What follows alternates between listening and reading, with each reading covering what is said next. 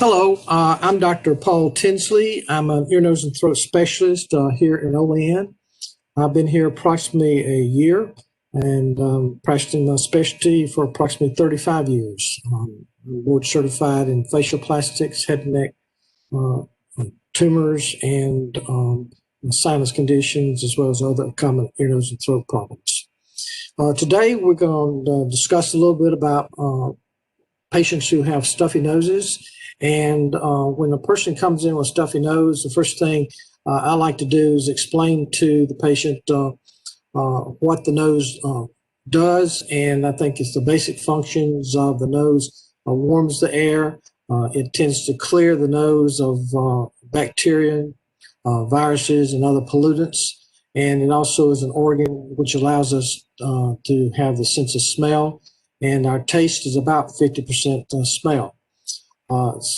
The patient's most common causes that cause them to have stuffy noses is colds, viral infections. Each person commonly has 2 to 3 colds a year, and these symptoms will last for approximately 5 or 6 days, and then they resolve at that time. Treatment of colds are symptomatic. Basically, for the stuffy nose, saline spray is a good alternative to keep the nose moisturized. You can have colored secretions of your nose during a cold, since it is clearing viruses or bacteria that could cause the symptoms. If the organisms persist longer than 6-7 days, then we'll get into other infections of the nose. But commonly, it's appropriate to start prescribing antibiotics probably within the first week of nasal stuffy symptoms. Also the importance of explaining this to patients so they can use humidification at home also is another alternative. There have been some information that heated air is more effective than just cold mist. There are devices which you can obtain across the counter in the pharmacy to use for this purpose also that patients might need. The patients also, other common cause that we see for patients with a stuffed up nose is sinus infections. Sinus infections usually are caused by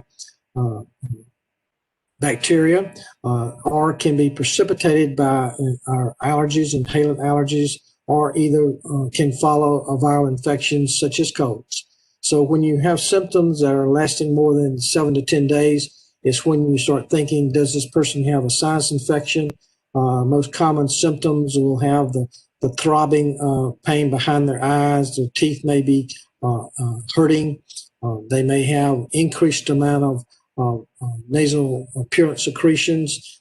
They may complain of postnasal drainage or blow it out of their nose. They may have more pain over their cheeks specifically.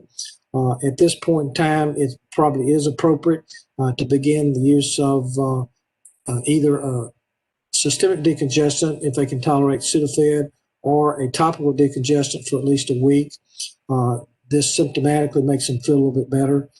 Using saline nasal spray in their nose and placing them on an antibiotic. The antibiotic we usually choose is amoxicillin. It's considered the first treatment if they're not allergic to penicillin. And then you can use Zithromax for one also. If you're dealing with people who are having chronic infections and say their symptoms have been going on for a month or so, you could use Augmentin, more broad spectrum, or you might choose to use Bactrim, which is another alternative. Zithromax is not that effective for sinus infections per se. If a person begins having recurring episodes of sinus infections or a sinus infection persists for months, then there are other options of management. If a person is still having symptoms at 3-4 weeks, then it is appropriate to get a CAT scan of the sinuses to look at them radiologically. A person also can be worked up for allergies, which, as I said, could be a contributing factor of people having sinus infections many times during a year. Other treatment options begin with surgical intervention for sinus infections that are chronic, but that is another subject of discussion. The other cause we see for nasal congestion or blockage is more of a long-term problem, and that being a structural problem within inside the nose. As you know, the nose is divided into two halves, with the center wall dividing the two sides called the septum. The septum is made of cartilage and bone and extends from the front of the nose back towards the nasopharynx, or the backside of the nose itself. You can have a crooked septum to one side or the other that they could have had all their lives, or it could have resulted from trauma. These are a surgical problem if the person prefers to have it corrected. You may see a lot of septums that are crooked, but the person has no desire in having them fixed. They can interfere with their sleeping at nighttime, and that you will find that if the septum is crooked to the left side, for example, causes significant obstruction, they will sleep on that side at night, so their good side, that being the right side, is up, and it will not congest, and they can breathe freely. The next problem we see is a condition called vasomotor rhinitis. That is a problem in which the turbinates or structures inside the nose that warm the air become dilated or expanded with blood, and these do this normally and alternate from side to side, but when they become a significant problem all the time, then this can be addressed. The first line of treatment is usually a topical nasal steroid spray, such as Flonase or Nasonex, and some patients respond to this. You will find that patients may not have symptoms during the daytime, but only at nighttime when they lay down, and they complain of difficulty breathing through the nose, and the nose stays congested all night long. They may turn from side to side to be able to breathe through one side when it is not congested.